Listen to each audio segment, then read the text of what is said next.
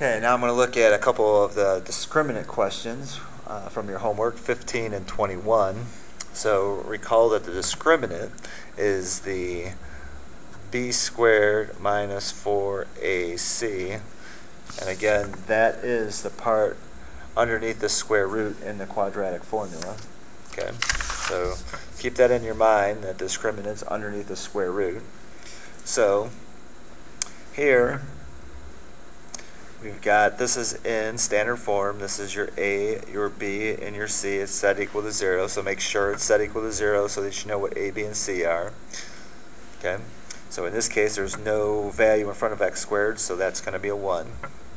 So now let's do it. So this is b squared, so this is 4 squared minus 4 times a is 1, times c is 5.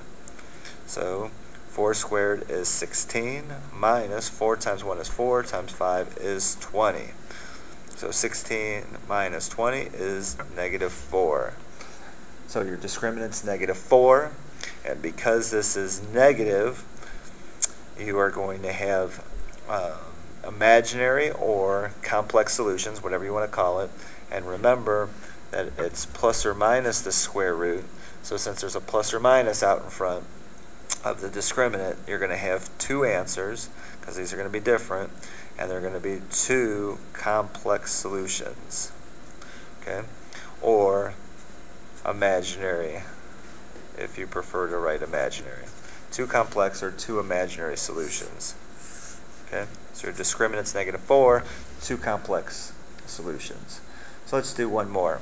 On 21, this is not in the right format yet. We have to set it equal to 0. So we got 2x squared plus 7x. Bring the negative 6 over, becomes positive 6. So here's your a, your b, and your c. So this is b squared, which is 7 squared, minus 4 times a is 2, times c is 6. So 7 squared is 49, minus 4 times 2 is 8, 8 times 6 is 48. Okay, then we go ahead and subtract. 49 minus 48 is 1. So your discriminant is 1.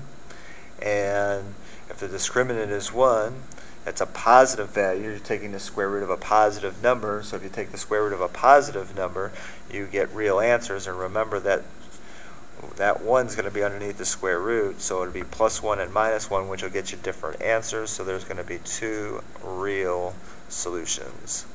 Okay. So that's problem number 21.